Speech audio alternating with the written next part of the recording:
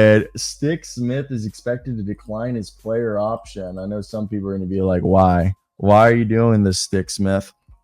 And I think Stick Smith, also Timothy Newman, you said it best. I do agree with this draft that this draft is more of a fit type plug and play development, not a superstar upside. That's a great way to look at this draft. But Stick Smith in a free agency market that I've talked about this offseason, there isn't too many high profile big men. And Stick was a guy that the Phoenix Suns gave up on, and he resurrected his career as a flyer for basically picked up on waivers by the Pacers. And because his option was declined and then he was released, he became a free agent. So the Pacers signed him to a 2-year +1, which was basically a 3-year deal, with the third year being a player option.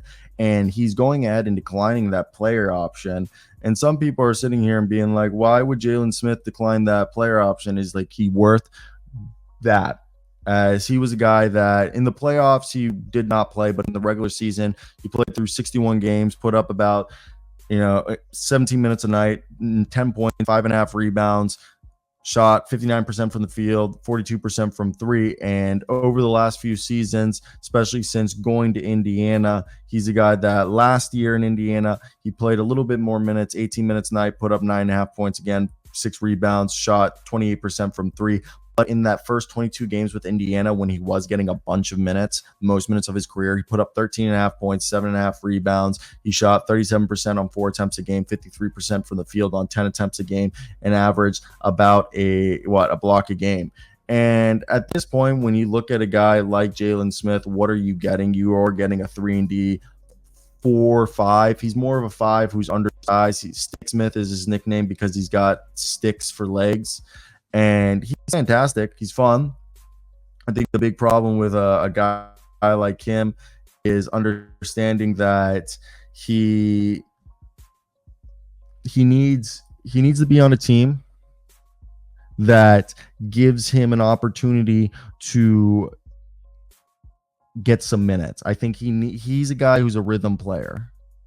And when you get him out of his rhythm, I think that really messes with his play style and how he goes about things. So by helping him, be a guy who could maybe be like a 6-man, as I'm starting to lag, I don't know why, but a guy who's kind of a 6-man and helps you kind of have flow in your offense is something I think would be huge for a team like the Phoenix Suns. I think the Phoenix Suns would love Stick Smith on their team. The Phoenix Suns would look at Stick Smith and be like, oh my God, why don't we have a guy like him?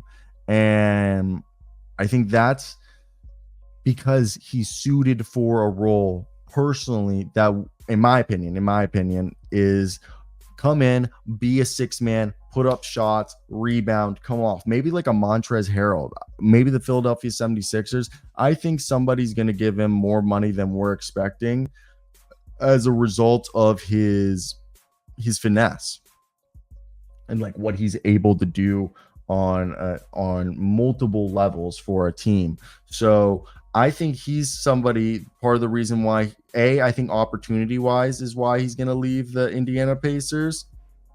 I just don't think there's a reason for him to stay on a team like that, because I think he knows, like we know, he could probably get more minutes going to a team like the Suns, like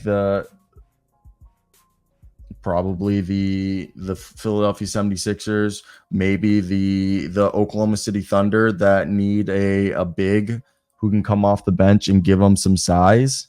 Like that's like a legit skill that I think we're underappreciating, because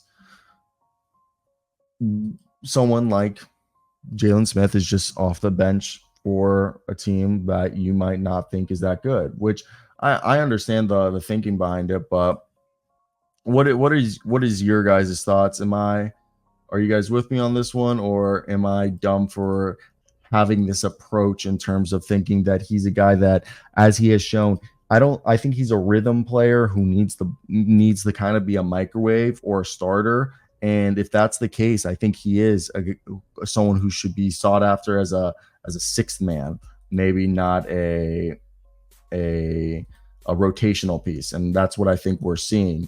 So for me, I would not be surprised if, like the teams that we've mentioned earlier, he goes out and he ends up being someone that is sought after and gets picked up on a prove it deal by a team that surprises both of us, that maybe is a bit better because of his play style. But yeah, that's my 2 cents on that one. Maybe again, I have a tendency of sometimes being a little overzealous, and I know I get a little too excited.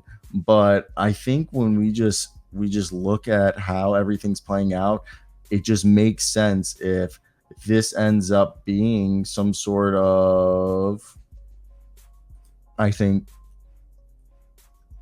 pre foresight that people are going to get paid, if that makes sense. That it seems like people are going to get paid, so he's he's going to go out and he knows he can be in a better situation than he is currently in Indiana. I just think he wouldn't be declining that player option, which is like guaranteed safe, like guaranteed paycheck, if he wasn't going to be potentially be put in a better opportunity. Am I wrong for thinking that, or are you guys in agreement with that thinking? I feel like that makes sense in my mind.